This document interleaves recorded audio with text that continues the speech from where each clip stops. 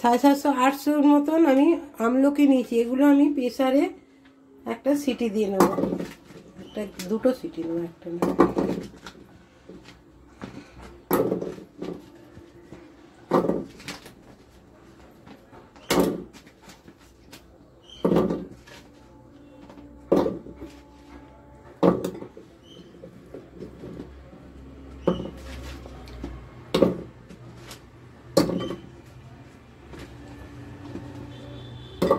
Half cup জল দিয়ে দিলাম, বেশি জল দেবো না।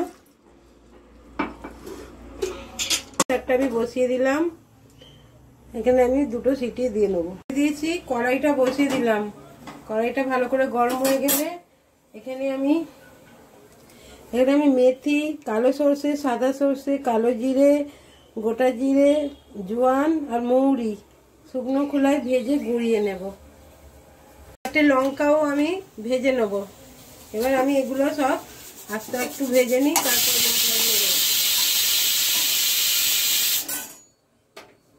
দুটো সিটি হয়ে গেছে, আমি নিভিয়ে দিলাম।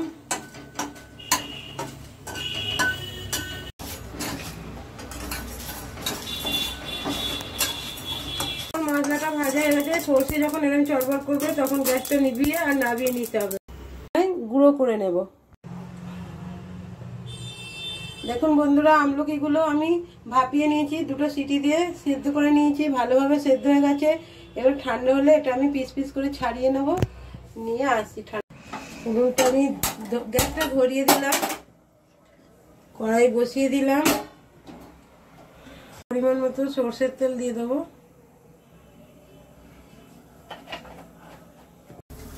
আর দুটো শুকনো লঙ্কা আমি ফোড়নে দিয়ে নেবো। আমি পিস পিস করে ছাড়িয়ে নিয়েছি সেদ্ধ করে, এগুলো আমি দিয়ে দিচ্ছি।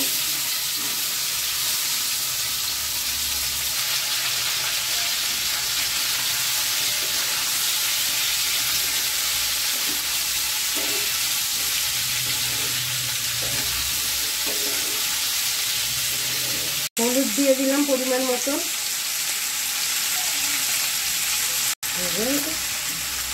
কিছুটা লাল লঙ্কার গুঁড়ো, আমি সাদা নুন দিয়ে দিলাম, অল্প নুন দিয়ে দিলাম অল্প, একটা দিয়ে দিই একটু দানা।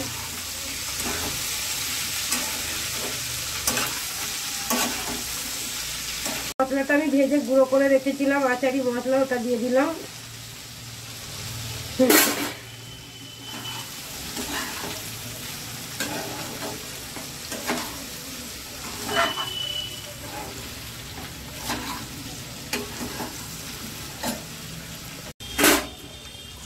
পরিমাণ মতো গুড় দিয়ে দিলাম।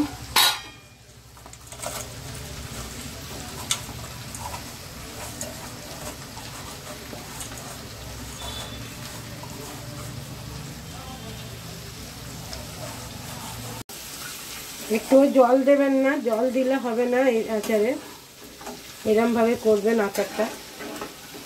এই শীতেতে আমলকির আচার খেলে সর্দি কাশি থেকে রক্ষা পাবেন। খাওয়া ভালো, অনেক দিক দিয়ে, স্কিনের পক্ষে ভালো, চুলের পক্ষে ভালো এই আমলকির আচার। ঢাকা চাপা দিয়ে দিয়ে এটা হবে। দেখুন আমার গুড়টা সব গলে গেছে, এভাবে শুকিয়ে গেলে আমি জলটা কমে গেলে আমি নামিয়ে নেবো গুড়ের জলটা। এতে একদম জল দেবেন না, আমি তো জল দিইনি, এটা যা আমার গুড়ের জল আর আমলকির জল। এইভাবে হচ্ছে।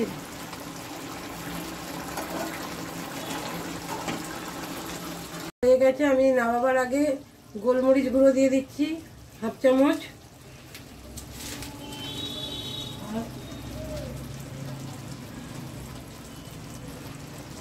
হাফ চামচ গরম মশলা দিয়ে দিলাম। আমার আচারটা হয়ে গেছে, এবার আমি গ্যাসটা অফ করে দিলাম। এবার ঠান্ডা হয়ে গেলে এই বয়ামে ভরে তারপর দেখাবো। দেখুন বন্ধুরা, আমি সেই আমলকির আচারটা আমার হয়ে গেছে, ঠান্ডা হয়ে গেছে। ঠান্ডা করে আমি বয়ামে ভরে রেখে দিয়েছি। এটা আমি রোজ একটু একটু করে খাবো।